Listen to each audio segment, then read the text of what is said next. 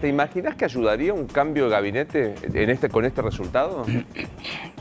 Hubo dos episodios de la historia, el Plan Austral en el 85 y la convertibilidad en el 91, en que dos presidentes, Alfonsín y Menem, tuvieron la altura de darse cuenta que había que hacer un cambio de 180 grados, lo hicieron, lo que no estoy seguro es si Alberto tiene la altura de un Alfonsín y de un Menem primero, y segundo, si va a ser un cambio de esa magnitud. Si es solamente una figurita, sale Guzmán y entra, qué sé yo, otro colega, me parece que no va a cambiar mucho. Demasiado no.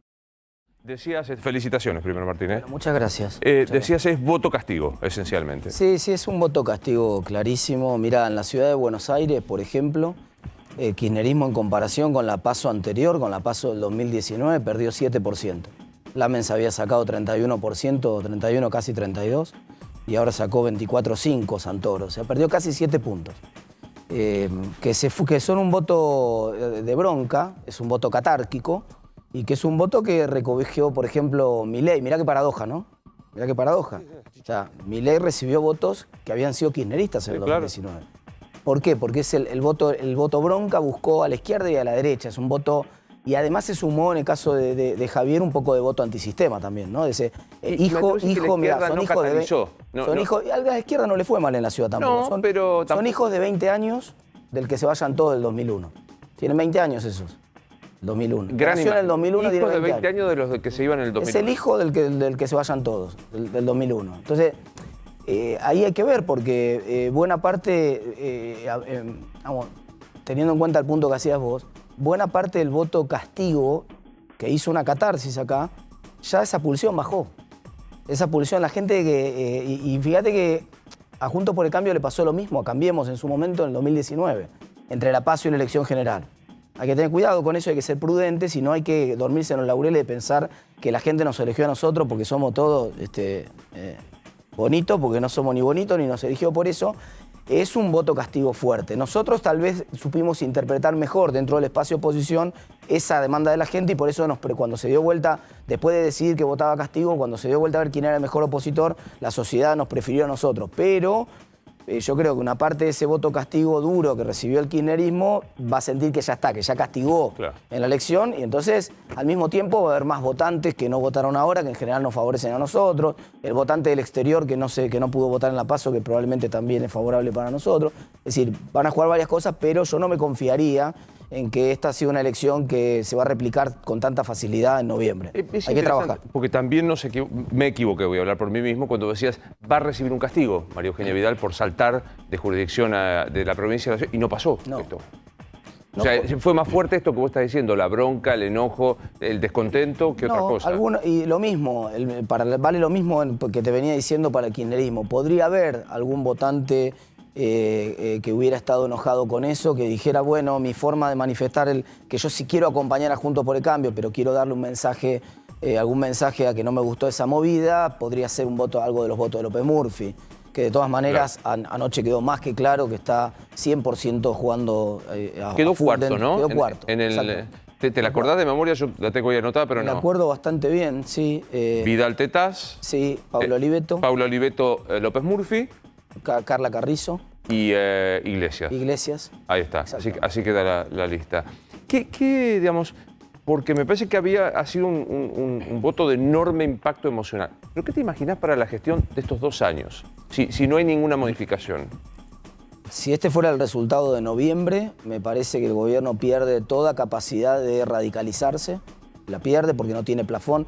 Hoy veía algunos tweets de gente como Grabois o de gente como Alicia Castro pidiendo más kirchnerismo duro, diciendo, che, nos quedamos cortos de kirchnerismo, ¿no? Entonces pidiendo expropiar empresas, pidiendo otra vez por ese camino de disciplinar a los formadores de precios a garrotazos. Es decir, un camino que al kirchnerismo no le rinde y que es el que la gente no quiere de ninguna manera. Me parece que ese camino se clausura con un resultado contundente en noviembre. Parte de lo que se va a votar en noviembre es si la sociedad le da licencia social al kirchnerismo para kirchnerizarse, valga la redundancia, para radicalizarse. ¿Para endurecer o no? Claro. Para endurecer o no. Me parece que eso va a ser contundente en noviembre, que no se lo va a dar esa licencia social y que por lo tanto el kirchnerismo va a ser menos de lo mismo, como dice mi amigo Santi García, menos de lo mismo que es y más heterodoxia, más endurecimiento de los controles, un poco más de joystick para el ministro de Producción, tratando de reactivar algunos sectores con anabólicos. Pero hay chance, digamos, perdido por perdido, cuando vos tenés todo el capital político que tardaste 30 años en construir en un proyecto político y se te va de las manos en 2 años, perdido por perdido, el kirchnerismo va a poner todo lo que pueda en el asador. Ya emitieron, mira, en los últimos 2 meses y medio emitieron 540.000 millones de pesos, creo que es, en lo que va desde la pandemia, 3 billones de pesos. Es una billones con 12 ceros. Es una cantidad de plata tan brutal que uno dice, ¿qué le hace una mancha más al tigre, ¿no es cierto? Y entonces los controles, fíjate vos lo que pedía Grabois en el tuit. Sí. Pedía un salario de recuperación universal o algo así, o sea, una suerte de IFE más, IFE más IFE, más IFE. Y del otro lado, garrotazo a los formadores de precios. O sea, una política que es claramente inflacionaria, emitamos todo lo que sea necesario para ponerle plata en el bolsillo a la gente, y del otro lado, bajemos los precios a garrotazo, digamos, ¿no? Más Venezuela, para decirlo de alguna manera. Digo, más Moreno que ya vimos y que ya sí, pero ni siquiera Moreno era del otro lado el abuso de ponerle tanta plata a la economía. Vamos, Moreno, vos no tenías en el 2007, cuando empieza el episodio de Moreno, un déficit fiscal escandaloso financiado con emisiones. Eso vino después con Cristina. En el 2009, en 2010, 2011, empezó a crecer el déficit y empezaron a crecer los subsidios. En los primeros años de Moreno, era regulación de garrote, sí, es verdad, pero no había un combustible tan fuerte para la inflación como el que hay ahora, ¿no? Ahora, digo, hay en esta estructura de mosaico que tiene la coalición, ¿no? O sea, donde empiezan a despegar, porque claramente empezaron a... Carlos Capolongo se enoja conmigo, yo digo, el gran disciplinador del peronismo no es la ideología, son los votos. Que tiene los votos, vamos para ese lado. ¿Hay margen? ¿Vos ves un margen de este lado para operar? ¿Para cambiar, para generar alguna cuestión? Desde el gobierno, ¿me decís? Mirá, siempre hay margen, en la política siempre hay margen. Y hay ejemplos históricos, yo di 2 recién de giros políticos importantes de 2 presidentes, de Alfonsín y de Menem en el 85 y en el 91. Lo que pasa es que vamos a ver cuánto tarda en ordenar. Ahora estás en el momento en el cual todavía el gobierno está groggy por el golpe, todavía no entienden bien lo que pasó. Ayer hubo una figura casi, te diría, probablemente tenía que ver con el cuadro de estrés que estaba sometido el presidente. Ayer una figura, pero la figura era caricaturesca cuando tardó 3-4 segundos en recordar cuál era el nombre de Santoro. Se lo tuvieron que decir ahí porque lo querían nombrar y no se acordaba el nombre. O sea, estaba groggy, era la imagen de una persona que está golpeada por el resultado. Y eso todavía le va a durar esta semana y empiezan los pases de factura. Cuanto más tarden ellos en resolver eso, yo si estuviera hoy en el gobierno, trataría de encerrarme en el tiempo que fuera necesario para saldar todas las cuestiones y ponerse de acuerdo y salir, porque ellos pierden un tiempo muy valioso en cualquier estrategia de recuperación. Son 2 meses nada más a noviembre. Quiero abrir la mesa, pero decir, ¿ya está? ¿Es el jefe de la oposición Horacio Rodríguez Larreta? La oposición cambió, no hay más un liderazgo del PRO como el que había en el Cambiemos del 2015. Hoy hay partidos políticos muy fuertes como el radicalismo. Hoy miraba el mapa de la provincia de Buenos Aires, por ejemplo. Es cierto, ganó Santilli la provincia de Buenos Aires, pero Manes hizo una gran elección en la provincia de Buenos Aires. Una gran elección, es una figura que va a tener un liderazgo muy fuerte en el principal distrito del país. Y el mapa de la provincia de Buenos Aires, salvo la zona del conurbano, es todo rojo, es decir, el radicalismo ganó en la mayoría de los distritos, claro. No son los que cuantitativamente movían la aguja como los de Gran Buenos Aires y por eso termina ganando Santilli. Entonces, la figura de Lustó se fortaleció muchísimo en el interior, el resultado de Loredo en Córdoba, los resultados de Formosa, resultados de provincia de Santa Fe, donde no ganamos de milagro, el espacio que estaba con Puyaro no ganó de milagro, Chubut. Es decir, a lo largo y a lo ancho del país lo que se ve es un radicalismo mucho más activo y por lo tanto, y también Patricia Bullrich tuvo un rol muy importante en ese armado nacional, jugando en algunos lados con nosotros, en otros lugares con algún otro espacio más cercano al PRO, pero a mí me cuesta ver tan claramente un liderazgo único. Me parece que, por supuesto, la figura de las apuestas de Larreta pagaron. Anduvieron todas. A diferencia de Macri, las pelotas que tiró Larreta al arco entraron todas, eso está claro. Pero también hubo, insisto, fortalecimiento de los partidos dentro del espacio, agrandamiento del espacio. Entonces vas a tener liderazgos fuertes en el Congreso, como por ejemplo el de Ricardo López Murphy, que va a representar un sector importante del liberalismo en Argentina, que seguro va a ser una voz fuerte en el Congreso también. Me parece que nunca estuvo tan bien surtido el abanico opositor como ahora. Nacho. Sí, Martín, hablaste de Ricardo López Murphy, del liberalismo, y hay un factor del liberalismo como Javier Milei, que hizo una gran elección, superó los 2 dígitos ampliamente, y que de cara a las generales apuestan a que crezca en su entorno. ¿Vos crees que de esos votos de Milei les va a disputar votos a ustedes o que ustedes le van a poder o van a poder recuperar, si se quiere, un porcentaje de ese votante que es anti-kirchnerista? No, hay una parte del voto de Milei que nosotros no lo vamos a recuperar, que es el voto kirchnerista. O sea, el voto que votó a Santoro, que ya no nos prefirió a nosotros en el 2019, que votó a Santoro en el 2019, a Santoro, mejor dicho, a Lamens en el 2019. Este 31% que sacó el Lamens en 2019, que hoy perdió 7 puntos el kirchnerismo en la ciudad de Buenos Aires. Buena parte de esos votos fueron a la izquierda o a Milei. Esos votos nosotros no los vamos a recuperar. Esos votos, si se le van a Milei, vuelven al kirchnerismo. No, eso no hay duda. Nosotros podemos recuperar, sí, buena parte del voto liberal que quiera ser anti-kirchnerista. El voto que quiera ser anti-kirchnerista en la ciudad tiene una sola vertiente opositora, que ahora está toda junta, que es Juntos por el Cambio, que es el único espacio claramente. Acá hay 2 modelos de país. Ahora, si vos entrás en el debate que plantea Javier, de que todo es lo mismo, entonces claro, es el debate, por eso te decía, antisistema, por eso te hablaba del 2001. Si el voto es antisistema 2001, y no, con nosotros con ese voto tampoco vamos a tener mucho que ver. Ese es un voto que a nosotros no nos va a votar.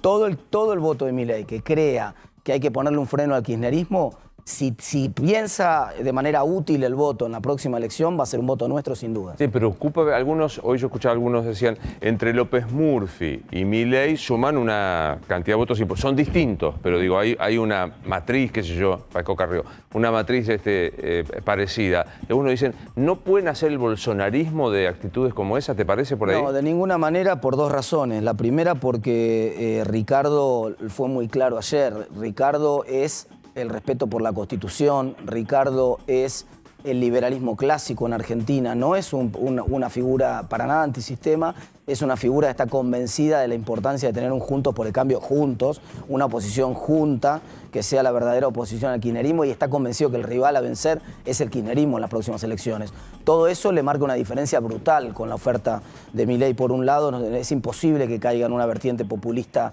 Ricardo López Murphy y populismo son dos palabras antagónicas, por un lado, y por otro lado, por la limitación a la salida de la ciudad de Buenos Aires. Es decir, el fenómeno de Javier es un fenómeno interesante en la ciudad de Buenos Aires. Para mí no me sorprendió en absoluto el resultado de la elección. Lo hemos conversado en oportunidades anteriores. Yo estaba seguro que él iba a ser una elección entre 10 y 15 puntos, no sabía cuánto bien, pero... Si es como dice Manes, que es un voto emocional, era la expresión de laboratorio. Era catarsis, claro. Sí, era perfecto. Por eso digo, no me sorprende. No lo veo contracción en el interior del país. Hubo un debate hace poco en las redes sociales porque yo hice en un acto de cierre nuestro en Plaza Jusey una declaración que a algunos del sector de él no les gustó. Pues yo dije, nos quieren hacer creer, primero nos quisieron hacer creer que la juventud era de la cámpora, después nos quisieron hacer creer que la juventud era liberal, pero la juventud es radical. Y eso estaba visto, se veía en el acto, en la enorme concurrencia, pero además cuando vos ves el radicalismo gana en todas las universidades a lo largo y de lo ancho del país masivamente, la juventud radical está instituida en cada pueblo del todo el interior, de los miles de pueblos que hay en el interior del país. Hoy una estructura de participación juvenil tan potente como la que tiene la juventud radical y como la que tiene la Franja Morada no existe en ningún otro partido político. Sí, Rosario. Martín, ¿crees que el principal factor de la derrota del oficialismo fue la economía? Y en ese sentido te noto un poco cauto. ¿Crees que si pone toda la maquinaria económica el gobierno, incluso si la plata le llega a la gente en estos meses, puede haber o se puede revertir algunos de los resultados? Sí, claro que se puede revertir, por supuesto. El gobierno, las otras también juegan. No se puede hacer política pensando, ¿viste? Hay un video sensacional que están en el vestuario Bilardo con Ruggeri, un video viejo de la década del 80. Espectacular. Está en internet. Estoy poniendo cara de como que sé de qué hablo. Es un pizarrón, ¿no? Creo que era, si no era un pizarrón blanco, pega en el poste con un fibrón, le está explicando Bilardo cómo era la jugada y Ruggeri en un momento pregunta, che, ¿y los otros no se van a mover? ¿Viste? Es buena. Es buenísima, es buenísima porque, claro, los otros también juegan. Por supuesto que van a poner toda la carne en el asador y por supuesto que van a hacer el esfuerzo de recuperar y decir, bueno, por eso digo, hay que ver cuál es la actitud del gobierno. Si la actitud, cuanto más rápido el gobierno diga, mira, por eso el cambio de gabinete tiene sentido, tiene este sentido. Si el gobierno dice, mira, sí, entendimos que nos equivocamos, entendimos que cometimos muchos errores y que tenemos que cambiar el rumbo. Tanto lo entendimos que vamos a hacer un cambio de gabinete, vamos a cambiar el rumbo. En 2 o 3 temas importantes de la Argentina vamos a cambiar el rumbo. Después no importa si se lo creen ellos, si no se lo creen, pero si ni siquiera salen a comunicar eso, me parece que esa batalla la tienen medio perdida. Sí, Martín. Martín, el análisis unánime es que lo de ayer fue una paliza para el gobierno. Y se pone mucho el foco ahora en la oposición, en ustedes. ¿Sienten una responsabilidad en acompañar al gobierno de acá en adelante o es todo el gobierno sin ninguna participación, sin ninguna ayuda de ustedes? No, al contrario, la responsabilidad nuestra es contarle a la gente cómo va a ser Argentina a partir del 2023. Esa es la enorme y única responsabilidad que tenemos. Nosotros tenemos que hacer un cambio cultural que nos va a llevar 2 años para que a partir del 10 de diciembre del 2023 empiece a cambiar la Argentina. Contarle a la gente exactamente lo que vamos a hacer, ni bien asumamos. No hay espacio para otra cosa en Argentina. Y esa expectativa de cambio, ese oxígeno, mirá la reacción de hoy de los mercados, que también era cantada con este resultado. La reacción es, bueno, si hay un cambio, hay mucha gente que va a decir, che, yo apuesto por Argentina. Hoy Argentina está regalada en todos los indicadores. Las empresas argentinas no valen nada. Te compras con 20.000 millones de dólares todas las empresas argentinas, es un trimestre de Facebook. Así que el clima en Argentina... De vuelta esa imagen, con un trimestre de lo que factura Facebook, ¿te compras todas las empresas argentinas? Salvo Mercado Libre, sí, te compras todas las empresas argentinas. O sea, eso lo que te deja claro es que, y lo que pasó hoy con los mercados en general, lo que te deja claro es que paradójicamente la expectativa de cambio es la mejor ayuda que puede tener el gobierno de Alberto Fernández para terminar bien el mandato y para transitar bien estos 2 años. Esa expectativa de cambio mejora un poco la situación de la economía hacia el año que viene, sin dudas. Pero, Luigi. Perdón, sí, Martín. No, te quería preguntar, porque al principio dijiste que ganaron en realidad porque perdió el gobierno. Y en el 2019 pasó exactamente lo mismo. Ahora, ¿en qué momento la Argentina se estabiliza para no tener que andar con expectativas de cambio de un lado, 2095. del otro? ¿Cuándo? 2095. Entonces ni me preocupo. Yo tengo otra expectativa porque creo que se estabiliza cuando me gustó el discurso mucho de Ricardo López Murphy ayer diciendo que él se iba a ocupar desde acá en adelante en decir que era lo que tenía que hacer Argentina. Se estabiliza cuando gane el sentido común. Te pongo algunos ejemplos. Vos, si mirás alrededor del mundo y ningún país tiene inflación, quiere decir que sabés cómo se termina la inflación. Es una decisión política. Si todos tienen un banco central independiente, no te puedes hacer el distraído y echarle la culpa a los empresarios especuladores, porque son los mismos que tienen en Brasil, son los mismos que están en todos lados, digamos. Entonces, primero, sentido común te gana estabilidad monetaria. Segundo, no le puedes poner impuestos a la producción en un país subdesarrollado. Eso lo entiende un nene. Es como ponerle impuesto al barbijo en el medio de la pandemia. Claro. Eso es un ridículo, es un contrasentido. Tercero, las reglas laborales de la Argentina solamente son reglas para empresas grandes de la década del 70 que no existen más. Hoy el empleo es pyme. El 90% del empleo es pyme y cuando vos hablas con cada uno de los empresarios pyme, pequeños empresarios tienen un taller, que tiene un almacén, un gastronómico, 2, 3 empleados, 4, 5 emprendedores, todos te dicen lo mismo. Ni loco contrato, aunque me lo regales. No es un problema de costos ya, ¿eh? Ya ni siquiera es un problema de costos. No aunque me lo regales al trabajador, no lo contrato con estas condiciones. Entonces necesito que me trates como una pyme. Que me reconozcas que yo no soy una gran empresa con una espalda para tener un departamento jurídico que me administre los litigios y para hacer un pool de riesgo entre todos los trabajadores. No, entonces, si nosotros explicamos claramente esto en los próximos 2 años, yo creo que Argentina cambia. Luigi. Bueno, a mí se me va a caer un poco la boina blanca que la tengo acá en el bolsillo, pero yo creo que hay un cambio sustantivo en el radicalismo, y le pregunto a Martín si él desde adentro lo vivió así. Porque el radicalismo es el partido más institucionalizado de la Argentina. Me acabo de morder un pedazo de lengua. Pero esa institucionalización que le sirvió para persistir, de alguna manera, lo sirvió también una estrategia defensiva, que me parece que se ha terminado. Porque el radicalismo terminó con una endogamia, ¿no?, que era de políticos internos, y ha llamado gente que, si bien está cerca del radicalismo, bueno, Martínez es un radical, y Mare también, sin embargo, no formaban parte de la rosca o del aparato. ¿Esto es un cambio o es solamente cosmética? ¿No es cierto? Ponemos un candidato al frente, bueno, después la cerramos nosotros. Hay un cambio, Luis, actitudinal en el radicalismo, actitudinal. Es decir, que es, hoy ese cambio actitudinal es un partido que está mirando hacia cómo gobierna en el 2023. No está mirando a la interna del partido. El partido durante muchos años, muchos líderes clásicos del partido, y no importa la edad, por eso digo, es actitudinal el cambio, muchos líderes clásicos del partido, viste que estaba ese chiste que siempre se dice que una elección general es una circunstancia, para un radical, una elección general es una circunstancia molesta que ocurre entre medio de dos internos. Sí, claro. Es un chiste fabuloso que describe de manera extraordinaria los problemas que tiene el radicalismo. Claro. Demasiado enfocado en el interior, poco enfocado en la gobernabilidad, en cómo gobernar. Hoy ese cambio actitudinal es que están haciendo a lo largo y a lo ancho de todo el país un radicalismo que está pensando en gobernar, pensando en gestionar, pensando políticas públicas para ¿Y la eso es cambio Argentina. dirigencial? ¿Es cambio de Emiliano Jacobiti? Qué sé yo, gente Por eso que te digo, antes estaba a un lado? es actitudinal. Por supuesto, la actitud de muchos dirigentes nuevos es una actitud con vocación de poder clara. La actitud de Rodrigo de Loredo en Córdoba, la actitud de Maxi Puyaro en Santa Fe, la actitud de Martín Lustó en el Armado Nacional que está enfrentando ahora, por supuesto.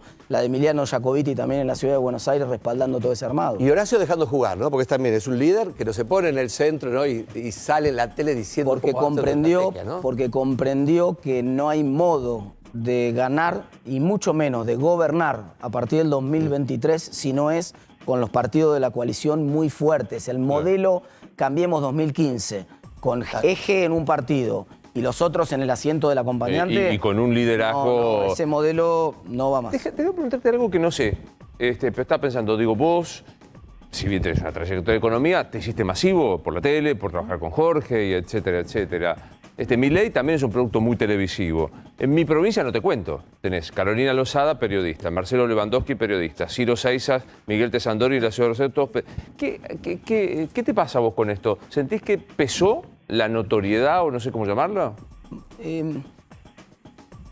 Más que la notoriedad, digamos, a mí, ¿en qué me favorece? Me favorece esa notoriedad en que el tiempo que otro candidato pierde en instalarse y en contar quién es, yo lo usé para contar propuestas y para discutir ideas. Entonces eso gané mucho tiempo. Pero más que la notoriedad, nosotros tenemos una gimnasia por estar en los medios, y a vos obviamente te pasa lo mismo, de bajar la pelota a la cancha y de dialogar y de conectar mucho mejor con el público. Vos, es más, vos la conexión la medís con la cucaracha segundo a segundo. A vos te van diciendo, mirá, el tono no es así, el tono es acá, no es por acá, es por así. Es más, vos cuando sos bueno en lo tuyo, que es lo que le pasa a Jorge, por ejemplo, mucha gente no lo sabe, Jorge Lanata no usa cucaracha. No es que si vos no usás cucaracha, entonces es un lujo que puede darse porque ya entiende cómo funciona tanto el público que sabe cuando estás conectando y cuando no estás conectando. De un carisma especial. Si vos venís usando la cucaracha permanentemente y administrando el programa y un día se rompió la cucaracha, yo estoy seguro que vos, con el profesionalismo que tenés, seguís igual y conectás, entendés perfectamente cuando estás empatizando con el público, sí, claro, cuando estás perdiendo televidentes. Entonces, me parece que ese es el valor agregado que por ahí tenemos. Pero digo, hay también un corrimiento del electorado a lo conozco más, espero algo porque vienes de otro lugar. Antes era medio como, viste, anatematizado, no me sale la palabra. Ahora empecé como que no. Puede haber, a mí me pasó en lo personal cuando anuncié que salía y entonces hay toda una comunidad que te sigue permanentemente. Radio Mitre tiene 1 millón de oyentes en todo el país, entonces eso es fuertísimo, es un montón de gente que va pasando por los distintos programas y que ya en un momento siente que sos parte de su casa, ¿viste? Porque está con la radio prendida y te escucha la voz. Entonces vos le hablas desde otro lugar y eso empatiza, es más fácil empatizar, te conoce, digamos, y confía en cierto sentido en buena parte de lo que vos decís porque depositó la confianza durante mucho tiempo y sabe cómo pensás y qué trayectoria tenés. Eso puede ayudar, puede ser. Déjame que aproveche tu conocimiento analista económico. Hoy fue manso, te diría hasta los mercados, las cosas funcionaron bien. ¿Se sostiene esto con un triunfo? Supongamos que se repite la elección de ahora en noviembre. Yo creo que sí, completamente. Yo creo que le va a jugar a favor al gobierno un buen resultado de la oposición, porque genera la expectativa de cambio. La expectativa de cambio es el 2015, es el último año del kirchnerismo, que fue mejor en lo económico que los 3 años anteriores prácticamente. ¿Por qué? Esencialmente porque ya se respiraba esa expectativa de cambio. Así que salvo que el gobierno entre en pánico y empiece a tirarla a la Bartola, ¿viste? Y a jugar al pelotazo, ¿Viste cuando te agarra la desesperación en el fútbol y no hay ¿Podés ideas? evitar la metáfora del fútbol? ¿Hay alguna posición? No sé nada de fútbol. O sea, me la Ruggeri dejé pasar. Después dejé bajarme la pelota a la cancha. Ahora, claro. Cuando la estás pasando mal en el fútbol y te colgás del travesaño y la orden es, muchachos, reviéntenla. O sea, no hay ideas y vos la reventás y eso termina en cualquier cosa. Puede terminar en goleada, puede terminar en cualquier cosa porque no hay un plan. Reventarla es tirarla para adelante. Entonces, no entendí, eso lo entendí. Política, ¿qué te quiero decir? Si esto desata una batalla encarnizada, hay un juego de la televisión inglesa que se llama Divided, que está muy bueno porque juegan a acumular un premio, un pozo muy grande, qué sé yo, y después son 3 tipos y se tienen que poner de acuerdo en cómo se van a dividir el pozo. Es una torta grande, de guita, $100.000, pone mucha plata. Y hay que decir cómo. Entonces, lo que dice la producción es muy simple. Dicen, el número uno de ustedes se va a llevar la mitad. El otro se va a llevar el 30% y el que elija el tercero de ustedes se va a llevar el 20%. Pónganse de acuerdo quién se lleva cada parte. Con un agregado. Hay un reloj de arena que va contando cada segundo. Tiene 100 segundos. Cada segundo pierden un 1% del pozo. O sea, cuanto más tardan en ponerse de acuerdo, menos queda de la torta. Menos queda la torta, menos queda la torta. Es un juego sensacional para explicar lo que le va a pasar al kirchnerismo en los próximos 2 años. Cuanto más tardan en ponerse de acuerdo y en resolver las cuestiones internas, más se les achica el caudal político, más se les achica el respaldo que tienen. Y lo que pasa en la práctica, en ese experimento, es que muchísima gente se queda sin nada. Ahora, pensando en variables como inflación, dólar y demás, ¿vos ves algún modo de que esto pisado, tarifa pisada, garrotazo en algunos casos, un diagnóstico de culpa? Yo lo escucho del ministro de Producción y digo, está diagnosticando otro país que no es el nuestro. ¿Cómo se sostiene en medio del proceso electoral perdidoso en las internas? Mira, hay muchos antecedentes en Argentina de estancamiento con inflación y controles fuertes y mayores incluso a esto durante un periodo de tiempo largo. Que eso, el 52-55 es un buen periodo para comparar, ¿no? Otra vez, peronismo ya sin término de intercambio jugando a favor, o sea, peronismo sin viento a favor. Y por lo tanto reventando lo último que puede para quedarse en el poder y entonces eso lo llevó brechas 200%, era la brecha cambiaria en ese periodo que te estoy mencionando. O sea que cuando uno dice no, pero ojo que no se puede poner peor, siempre se puede poner peor, se pueden endurecer mucho más los controles, hay, no sé, 8 tipos de cambio ahora en Argentina, puede haber 15, vamos, esto... más creatividad para poner dólares nuevos, para poner trabas, para entrar a comprar dólares, puede seguir habiendo. Digamos, el arrastre del gobierno, insisto, ayudado por un oxígeno de una expectativa de cambio, porque además para el año que viene, Luis, supongamos, yo quiero creer que esto va a ser así, que vamos a estar todos vacunados y que no va a haber una cepa nueva, esperemos. Digamos, ya con eso solo la economía tiene que andar un poco mejor el año que viene. Entonces, claro, eso más la expectativa de un cambio, me parece que paradójicamente le puede hacer transitar relativamente bien al gobierno los últimos 2 años. Sí, ¿hay alguna política económica del gobierno que rescates o la que menos malas te parezca? ¿Y cuál es la peor política económica que vos considerás?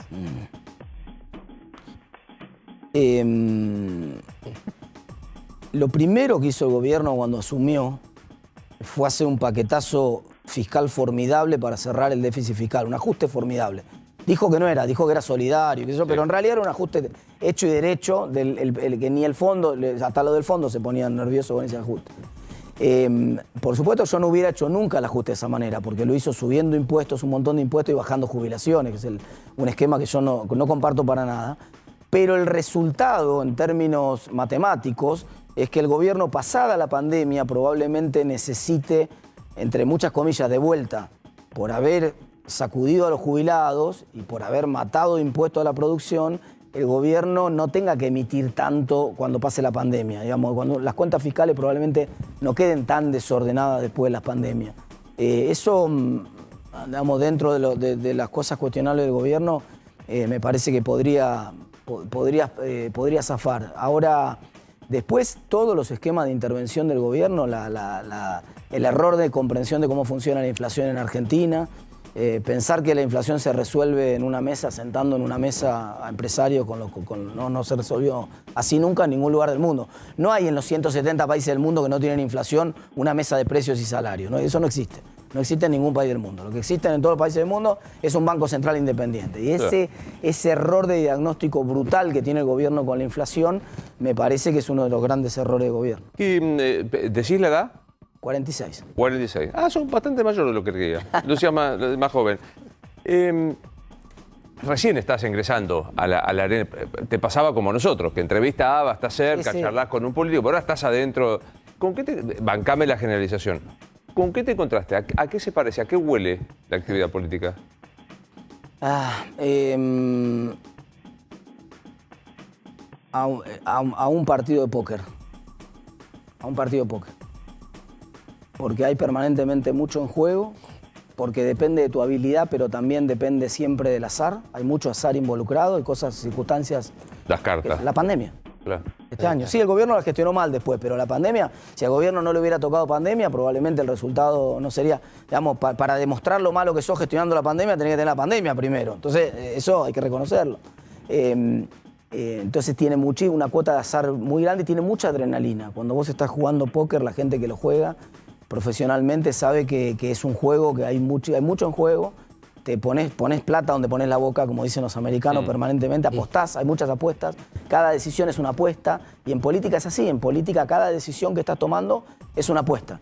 Con qué espacio jugás, qué candidatos apoyás, qué lectura haces, tenés que hacer una lectura del rival en el póker, tenés que adivinar cómo va a jugar el rival, qué cartas tiene el rival y cómo la va a jugar, acá pasa lo mismo. ¿Quién te gusta cómo juega al póker? Como te dije más temprano, hasta ahora me parece que uno de los que mejor juega al póker es Martín Lustó. ¿Lo vas a bancar en la campaña 2023? Por supuesto, sí. Ese es parte del proyecto político en el cual estoy trabajando, sí.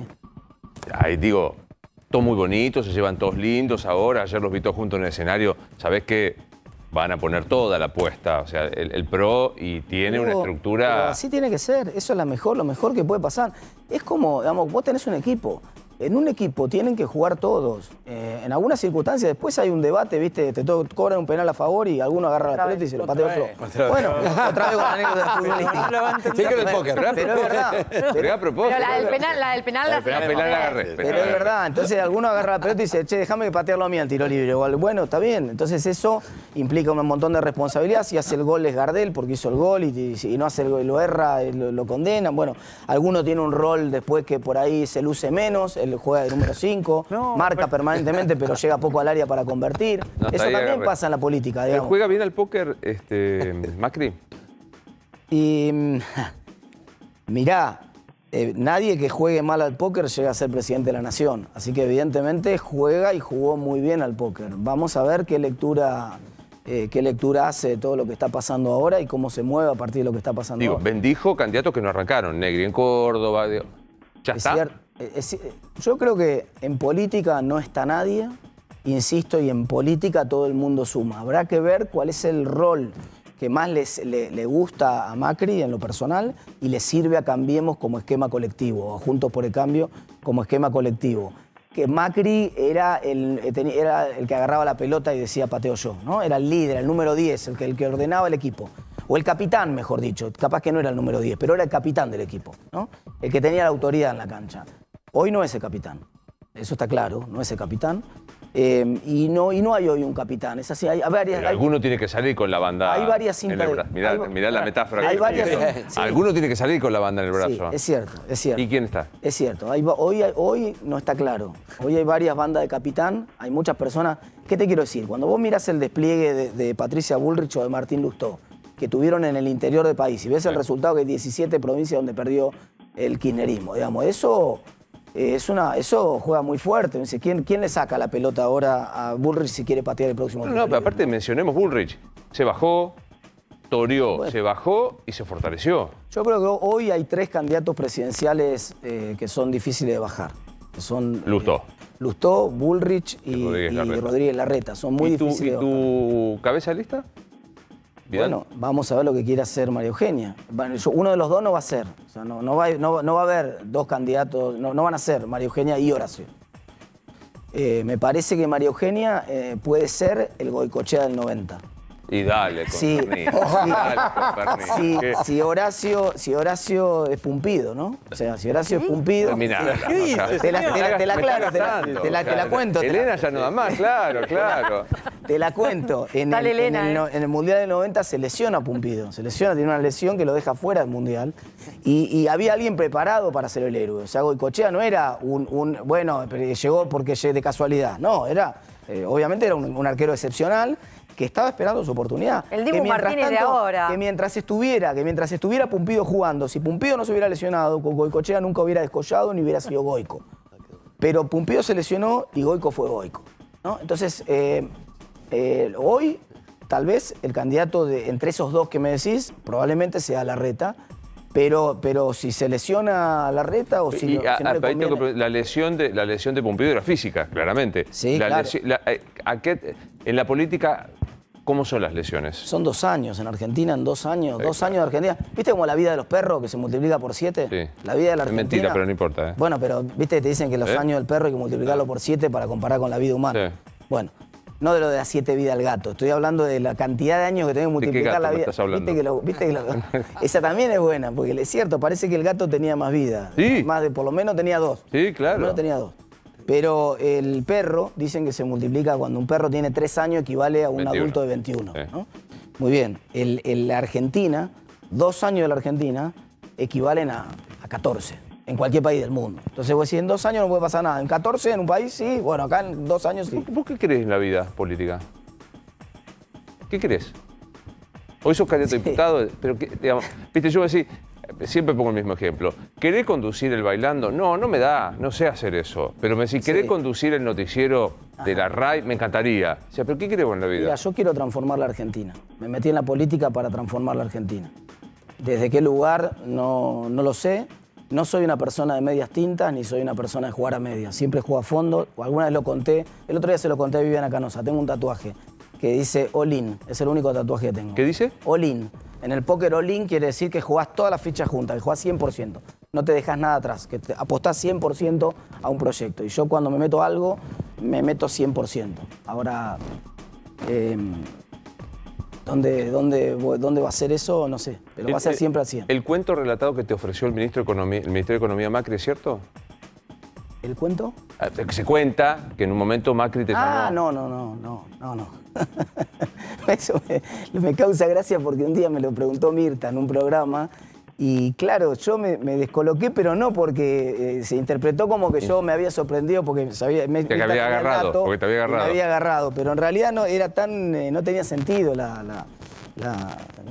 yo en ese momento estaba lejos del poder político. Yo sí, por supuesto, como te pasa a vos, tenía todas las fuentes como tengo ahora también. Hablo también cada tanto con el ministro de Economía y le pregunto qué piensan hacer. Vamos, ¿Es buen ministro de Economía Guzmán? Yo creo que sí, yo creo que Guzmán es el mejor ministro de Economía que ellos pueden tener.